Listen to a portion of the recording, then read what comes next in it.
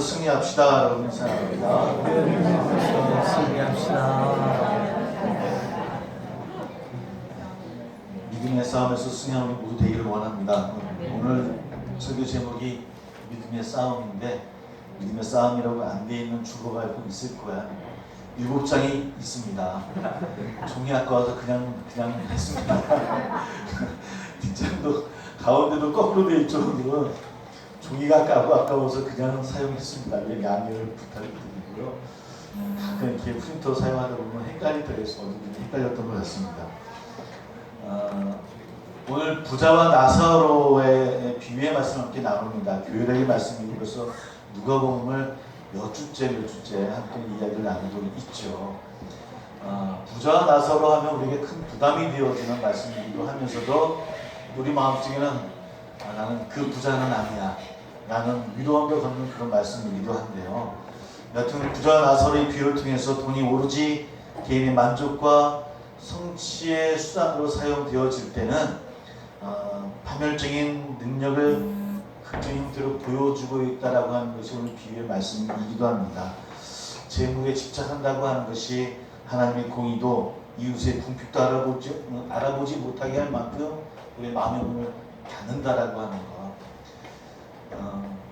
저는 제 직업이 목사이다 보니까 여러 방 전화가 오는데 보통 이제 하루에 4-5통 계속 오는 전화 가운데가 대부분은 도움을 청하는 전화가 참 많이 옵니다. 기관에서도 많이 오고 하는데 어떨 때는 도와줄 때도 있고 어떨 때는 또 공무원을 하려면 교회 또 도움을 청하기도 하고 하지만 참 난감할 때는 언제냐면 제가 부교육자를 한 12년, 13년 했기 때문에 대학생부나 청년들을 이렇게 함께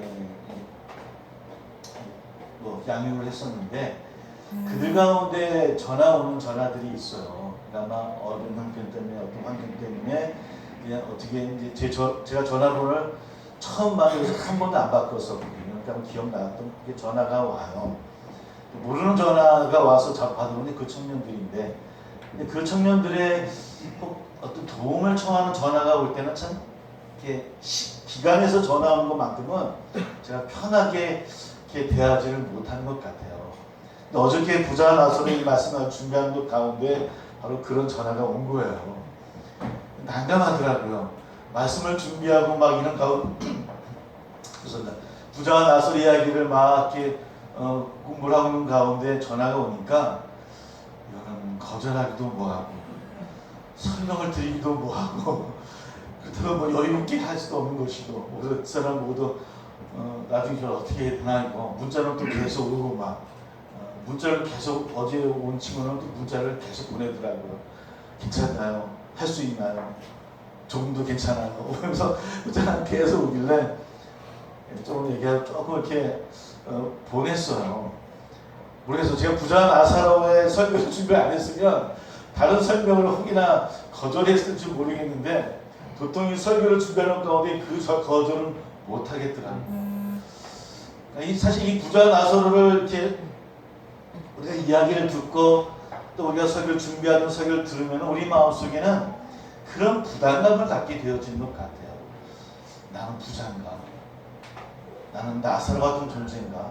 대체 이 말씀 때문에 우리에게 뭘 주시려는 말씀일까? 우리도 그런 마음으로 아마 그런 생각으로 대부분의 우리 성도들은 오늘의 이야기는 이렇게 진행되겠구나 라는 아마 생각을 가지고 이 말씀을 함께 읽었으리라 짐작을 하게 되어집니다. 하여튼 그런 마음을 가지고 말씀을 아마 차근차근 또 새로운 방향으로 한번 찾아보려고 합니다. 예나 지금이나 동서고금을 막론하고 하나님이 우리 사회를 막아내는 모든 것들은 우리가 우상이라고 볼 수 있겠죠. 그런 까닭에 예수님께서는 지난주에 말씀 가운데서도 하나님과 재물을 겸할 수 없다라고 이야기했고요. 그 재물이 무엇인가를 함께 나눴었고요. 재물은 지극히 작은 것. 지난주에 제가 잘 설명을 못 드렸었죠. 지극히 작은 것에 충성하는 자가 뭐에 충성할 수 있다고요? 큰 것에 충성할 수 있다라고 얘기했는데 지극히 작은 것은 하나님 보시기에는 재물이에요. 그런 재물에 충성하는 사람이 큰 것에도 충성한다라는 의미가 되어지는데 그것의 큰 것이라고 하는 의미는 하나님의 진리를 뜻해요. 그러면 다시 돌아가 볼게요.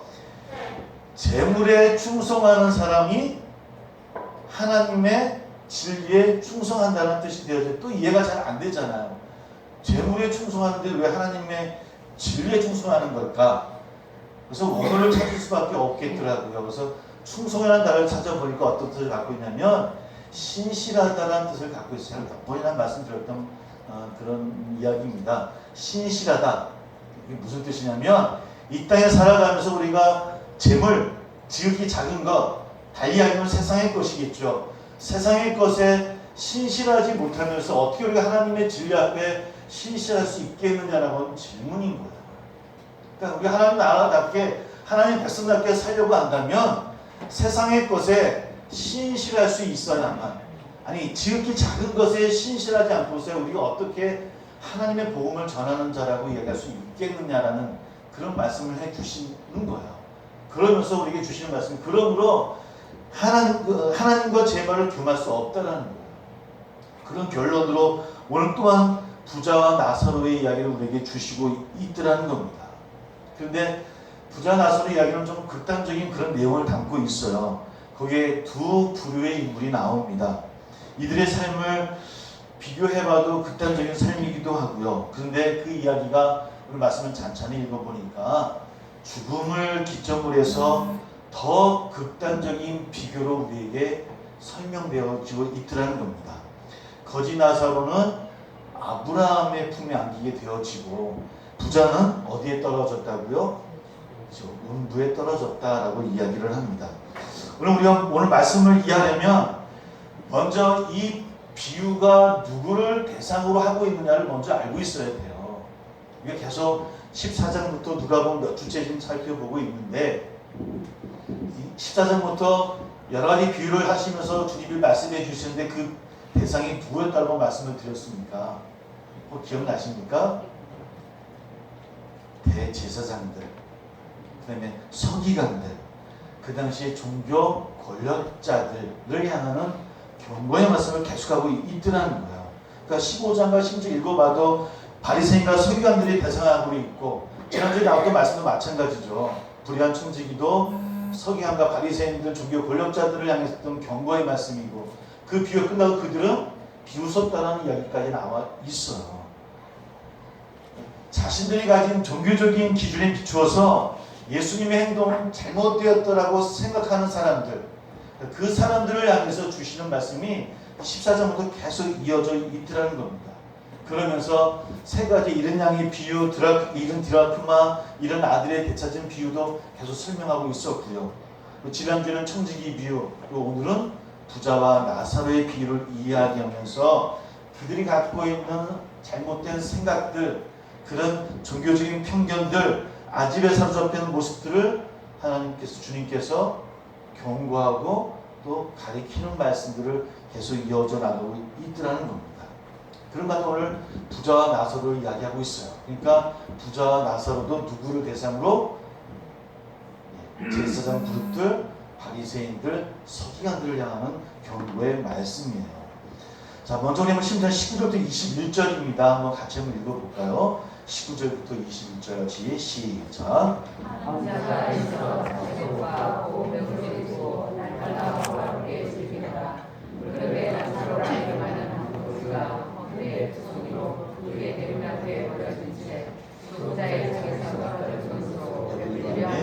심지어 와서 그 노래를 했더라. 먼저 부자와 나사로의 그 삶의 모습이 어떤 걸 우리에게 설명해주고 있죠. 부자는 매우 호화로운 삶을 즐기는 사람이었던 것 같아요. 그러니까 두 주인공 사이의 그 대조적인 모습이 굉장히 부조화, 전혀 조화롭지 않은 모습을 갖고 있어요. 화려한 의복에서부터 지금 성찬에 이르기까지 모든 것이 여유롭고, 근데 가난한 거지 나사로는 어떻다고요? 그 식사 후에 손을 닦고 식탁 밑으로 버려놓은 땅 부스러기를 먹으며 배를 채우는 상황이에요. 그것이 부자와 나사로의 차이입니다. 심지어 개들까지 몰려와서 거지의 몸에 생겨난 상처를 핥아 먹는 정도의 비참한 모습을 거지 나사로는 갖고 있더라는 겁니다. 가끔은 어떤 설명 없기 때문에 한번 우리 추측을 해보죠. 부자가 나사로를 몰랐을까? 전혀 그런 상황 모르고 자기의 즐거움만 가졌던 걸까? 전혀 성경에서는 그가 어떤 모습을 가르치고 있지는 않아요. 어떻게 살았는지, 부자가 뭐 나쁜 삶을 살았는지, 나사로가 정직하게 지식하게 살았는지 이런 설명은 아무것도 없어요. 다만 나중에 이야기를 읽어보면 농부에서 아브라함 부탁하면서 나사로의 이름을 부르는 거 보면 나사로의 존재는 알고 있었던 것 같아요. 부자가 아브라함을 향해서 이야기했잖아요. 나사로를 통해서 좀 이야기해달라고 이야기를 한 거 보면 아마 이 부자는 나사로를 알고 있었던 것 같아요. 근데 그들의 그렇게 비교되는 모습이 아까 말씀드렸던 것처럼 죽음을 통해서 그 운명이 순식간에 바뀌어지는 모습을 우리에게 설명하고 있더라는 겁니다. 그것이 22절부터 24절의 말씀이에요. 모든 상황이 뒤바뀌어져 버려요. 오랫동안 눈에 익은 풍경이 바뀌어서 전혀 예상하지 못한 상황이에요. 이것을 듣고 있는 그 종교 지도자들이나 제자들이나 그 상황을 잘 이해하고 있는지 모르겠어요. 그러나 그 상황을 완전히 바뀐 상태로 주님은 설명하고 있고 왜 그런가는 설명이 되어 있지 않아요. 다만 그 이름 나사로라는 이름을 향해서 조금 추측을 해볼 수가 있어요. 나사로가 이제 아브라함의 품에 안기죠. 그 아브라함의 이름이 이제 영원한 행복이라는 뜻을 갖고 있는데 그런 뜻을 갖고 나사로를 통해서 대체 뭘 설명해 주려는 것일까? 나사로의 의미가 대체 어떤 것인가? 나사로의 의미를 찾아보니까 나사로는 하나님이 도우시는 자라는 뜻을 갖고 있어요. 그러니까 그거 말고는 부자가 어떻게 살았다, 나사로가 어떻게 살았다라는 설명되어 있지 아니하고 다만 아브라함이 뭐라고 이야기를 하냐면 우리 성경을 다시 한번 읽어볼까요? 16절 25절입니다. 한번 같이 읽어볼게요. 25절 26절까지 같이 시작. 아브라함이 이르되 사살할 때 좋은 것을 받았고 나사로는 고난을 받았으니 이것을 기억하라. 이제 그는 여기서 위로를 받고 너는 위로를 받느니라. 뿐 아니라 너희와 우리 사이에 큰 동맹가 되어 있어 여기서 너희에게 건너가고자 내게 갈 수도 없고 거기서 우리에게 건너올 수도 없게 하려느니라. 그러니까 나사로 이름이 하나님이 도우시는 자. 그러면서 오늘 25절 26절에 맞춰 의미는 어떤 거냐면 너는 즐겨 쓰다 지금의 모습은 살아있는 생전에는 좋은 것을 받았지만 그러나 나사로는 뭘 받았다고요? 고난을 받았다라고 이야기해요. 지금의 현실은 어떤 모습이라고요? 부자는 음부에 있고 나사로는 아브라함의 품에 있어요. 이 말씀은 너희들이 현실에 살았던 모습이 그대로 이어지고 그것이 다인 것 같지만 그러나 그 삶 가운데서도 하나님은 일하고 계셨고 그것이 지금 현실로 드러났다라고 하는 거예요. 하나님의 의와 하나님의 공의는 현실에서 보여지는 그것으로 끝나는 것이 아니라 미래를 향하고 있고 미래인 지금 부자와 나사로가 죽음 이후에 그 모습 현실 속에서 이루어지고 있다는 거예요. 그래서 이루어지고 있었고 승리의 모습을 지금 보여주고 있다라고 하는 것을 설명하는 이야기예요. 그러니까 현실에서의 삶이 그저 누구는 좋았고 누구는 고난받으로서 끝나는 것이 아니라 이걸로 우리의 삶은 나는 이렇게 살고 나 이제 끝나는 것이다라고 아파할 것이 아니라 그 삶이 어떻게 살아가는 거에 따라서 우리가 미래의 모습이 달라진다는 거예요. 그 소망을 갖고 살아가야 되는 것이 그리스도인들의 삶이라고 하는 거예요. 근데 부자는 현실 속에서 그러지 못했다라고 하는 거예요. 그러나 나사로의 삶이 하나님 도우시는 삶이고 하나님 도우신다는 삶은 그가 하나님 앞에 늘 매달리고 하나님의 의를 행하였던 사람이었었고 그러나 그 땅에서는 고난을 받았던 삶이지만 그러나 지금 현실이 아닌 죽음 후에 그 현실에서는 완전 뒤바뀐 현상의 모습으로 나타나고 있다라고 하는 것. 세상에서는 의심받고 배척되었던 하나님의 의였지만 그러나 지금은 모두가 죽음에 직면했을 때 어떠한 한 순간에는 하나님이 그 의를 이루고 승리케 하실 것이다라고 하는 선언의 말씀이라고 합니다. 여러분 이 말씀 저 우리 마음에 기억되기를 주의로 소망합니다. 그래서 뭐라고 말씀합니까? 예, 너는 살았을 때 좋은 것을 받았고 나서는 고난을 받았으니 어떻게 하라고요? 기억하라. 뭘 기억하라? 너는 살았을 때 좋은 것을 받았지 않냐? 좋은 것만 누렸지 않았냐? 그러나 나서는 어떠했다고요? 고난을 받았다라고 합니다. 우리가 무엇에 힘을 쓰며 살아야 할지를 물어보시는 우리를 향하는 질문의 말씀입니다. 세상에 좋은 것, 세상의 것들 누리는 것만 우리 행했던 우리의 삶은 아니었는지, 아니면 하나님 나라를 이루어 나가며 그것이 뭐 핍박의 삶이고 고난의 삶일지라도 참고 견디는 삶이었느냐를 우리에게 질문하시는 주의 말씀이라고 합니다. 어쩌면 오히려 죽음 이후의 심판을 염두에 두고 이 땅에서 우리가 더욱더 적극적으로 하나님의 의를 이루는 삶을 살아야 된다라고 우리에게 강국하게 주시는 주의 말씀이더라고 하는 겁니다. 여러분 우리의 삶 가운데서 그런 삶을 누리는 저와 되기를 주의 이름으로 소망합니다. 그것이 우리가 부자로 살던 가난하게 살던 그 모든 상황을 거슬러 보다 궁극적이고 본질적인 질문을 우리에게 하는 거예요. 부자에서 글러가고 거지에서 글러가는 것이 아니라는 거예요. 내가 어떤 것을 추구하며 살아가느냐에 따라서 우리의 소망하는 미래의 삶이 바뀔 수 있다라고 하는 겁니다. 또 하나님은 그 소망하며 가지고 살아가는 그를 통해서 승리케 하시는 하나님이시라고 하는 거예요. 우리는 어디를 향하고 있습니까? 무엇을 생각하고 있습니까? 혹 보이지 않는 가치, 그것이 우리의 최고이냐 그것만 바라보고 하는 저와 우리들의 모습은 아닙니까? 어젯밤에 저에게 한 문자가 왔습니다. 어떻게 알았는지 모르겠어요. 홍상걸님 로또 2등에 당첨되셨습니다. 근데 사이트가 있더라고요. 이걸 눌러봐야 되나 말아야 되나. 누르면 뭔가 잘못된 의견을 알 것 같아요. 근데 2등이라는 그 말이 저를 막 혹해요. 아직까지 이 문자를 지우지는 않았어요. 사람 보고 이거 2등 당첨됐다는데 눌러야 돼 말아야 되니까 그냥 대답도 안 하더라고요.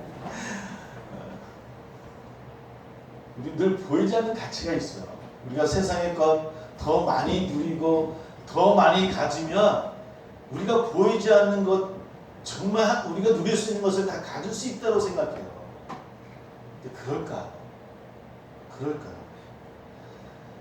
그런 것을 향하는 우리를 바라보시며 주님께서 영원한 가치에 더 소망을 품고 살아라라고 말씀하고 있는 거예요. 그것은 제한적이라고 하는 거예요. 그러나 주님 우리에게 허락하신 삶은 영원한 삶이에요. 죽음으로 끝나는 삶이 아니라 영원한 삶이라고 하는 겁니다. 이 말씀을 좀 누구에게 하고 있다고요? 누구를 대상으로 하고 있었다고요? 종교 지도자들, 제사장 그룹들, 바리새인과 서기관들 그냥 경고의 말씀이에요.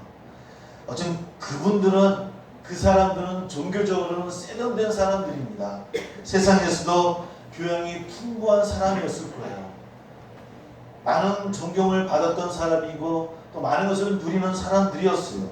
또 실제로 존경받는 일도 많이 했던 사람들이에요. 그러나 그들의 모든 종교적 행위와 선교와 구제가 주님 보시기에는 위선이었더라는 거예요. 자기의 종교적인 신념만을 지켜내기 위한, 보이기 위한 위선이었다라고 하는 것을 주님은 아셨다라고 합니다.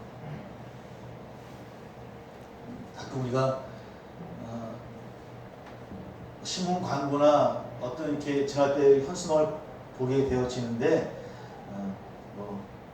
이단이라고 얘기하겠습니다. 이단이라고 우리가 정했던 그 많은 교파들이 가장 먼저 그들이 내세우는 게 뭔지 아십니까? 아마 현수막 보셨을 거예요. 영국에서 무슨 상을 탔다, 무슨 일을 한다, 누중한다. 왜냐하면 그게 세상을 향해서 자기들의 잘못된 교회를 가르치는 가장 큰 무기이기 때문입니다. 근데 그것이 이단들만에 속한 것은 아니에요. 우리도 마찬가지예요. 우리도 언제부터인가 우리의 행함이나 모습들이 나의 종교 신념을 가리기 위한 그런 선한 행함과 그런 모습은 아니었는가 우리 한번 되돌아봐야 돼요. 뭘 위한 추구냐고 하는 거야. 나의 만족, 우리의 만족. 우리가 그동안 교회인데 내가 그리스도인인데 이 정도는 해야지. 나의 만족을 위한 것이었는지 아니면 정말 하나님 나라를 이루기 위한 그런 영원한 가치를 위해서 살았던 우리들의 모습이었는가를 늘 물어야 되고 또 물어야 될 줄 믿습니다. 물론 안 하는 것보다 낫겠죠. 그러나 하나님이 원하시는 것은 종교 행위가 아니에요. 종교 행위가 아니에요.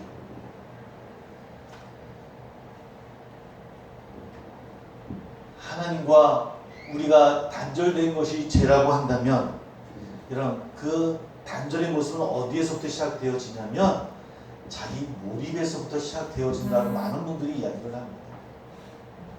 신앙이 쌓이고 쌓이다 보면 우리가 어떻게 되어지냐면 가장 많이 드러나는 모습들이 우리 자신에게 몰입되어지는 모습이에요. 내가 잘하고 있더라고.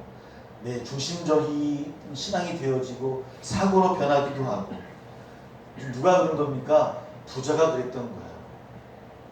그 2000년 지난 오늘 우리가 그러한 것은 아닌지요.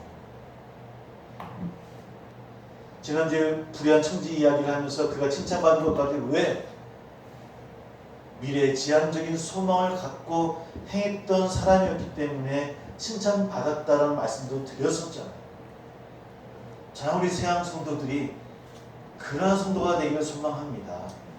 지금의 좀 어렵다 할지라도 그래도 지금에 만족하고 지금에 연연하는 우리들이 아니라 더 미래지향적이고 영원한 것에 가치를 두고 그래도 어렵지만 함께 손을 붙잡고 나아가는 우리들의 신앙의 여정이 되기를 소망하고 또 축복합니다.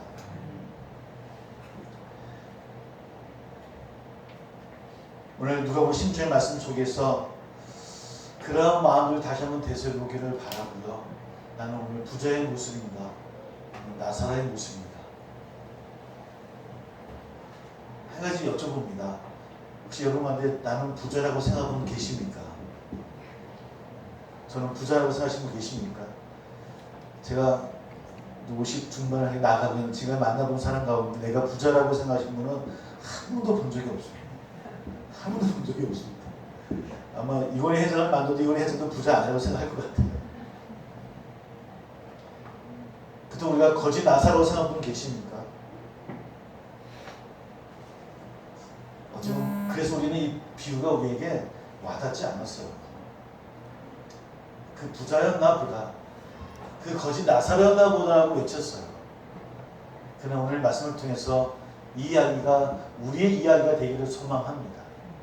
그래서 그 아브라함의 품에 우리 모두가 안길 수 있는 그런 영원한 가치를 두고 나가는 저와 우리 모두 다 되기를 주의 이름으로 축복합니다.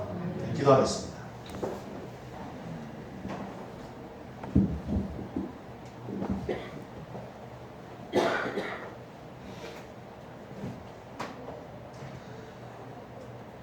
우리 신약 서시설 보면 바울이 디모데에게 돈을 너무 사랑한 나머지 탐욕과 미혹에 떨어져 믿음에서 떠났음을 경고하고 그가 다시 살아갈 모습은 의와 경건과 믿음과 사랑과 인내와 온유를 따르는 삶을 제시하는 이야기를 우리는 기억합니다. 근데 그 삶이 쉽기만 하겠습니까? 그래서 저는 오늘 우리들의 말씀의 제목을 믿음의 싸움이라고 정했습니다. 믿음의 전쟁이고요. 믿음의 싸움을 우리는 매일매일 이루어 나가야 됩니다.